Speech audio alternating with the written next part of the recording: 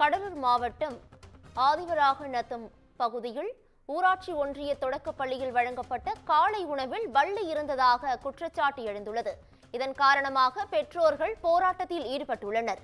இது குறித்தான மேலும் விவரங்களை வழங்குவதற்காக எமது செய்தியாளர் பொய்யாமொழி இணைப்பில் இணைகிறார். பொய்யாமொழி, வணக்கம். இது குறித்தான முழு விவரங்களை பதிவு பண்ணலாம். வணக்கம் பவித்ரா. கடலூர் மாவட்டம் மோனகிரி அருகே உள்ள ஆதிவராகநத்தம் கிராமத்தில் ஊராட்சி ஒன்றிய நடுநிலைப் பள்ளி இயங்கி வருகிறது. இந்த பள்ளியில பாத்தீங்கன்னா சுமார் 100க்கும் மேற்பட்ட மாணவர்கள் படித்து வருகின்றனர். இந்த நிலையில் 1ஆம் வகுப்பு முதல் 8ஆம் வகுப்பு வரை இந்த பள்ளி செயல்பட்டு வருகிறது. இந்த நிலையில் முதலமைச்சர் காலை உணவு திட்டத்தின் கீழ் சுமார் 60க்கும் மேற்பட்ட மாணவர்கள் இன்று காலை உணவு அருந்தி வருகின்றனர்.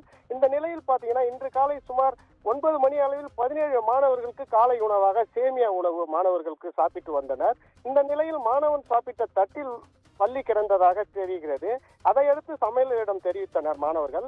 பின்னர் அதை பார்த்து அதிர்ச்சி அடைந்த சமையலர் தட்டில் கிடந்த பள்ளியை எடுத்து வெளியே வீசியதாக தெரிகிறது. மேலும் மாணவர்கள் 1 மணி நேரத்திற்கு சிகிச்சைக்கு கொண்டு செல்லவில்லை என கூறப்படுகிறது. அதன் பின்னர் பள்ளியில் இருந்து பெற்றோர்கள் காலை உணவில் பூச்சி கறந்ததாக மாணவர்கள் பெற்றோருக்கு தொலைபேசி மூலம் தொடர்பு கொண்டதாக தகவலை தெரிவித்தனர்.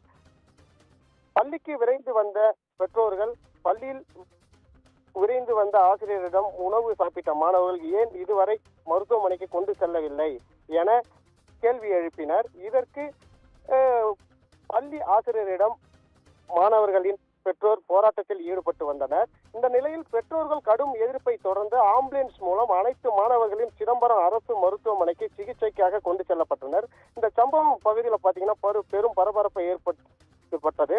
இதே பள்ளியில் கடந்த சில நாட்களுக்கு முன்பு சமையல் அறையில் சிலிண்டர் தீப்பற்றி எரிந்தது என்பது குறிப்பிடத்தக்கது.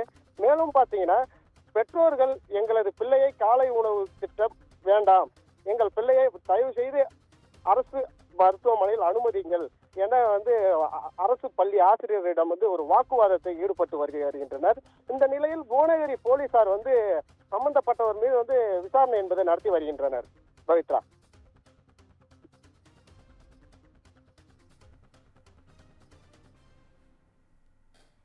கூடுதல் விவரங்களுக்கு நன்றி பொய்யாமொழி.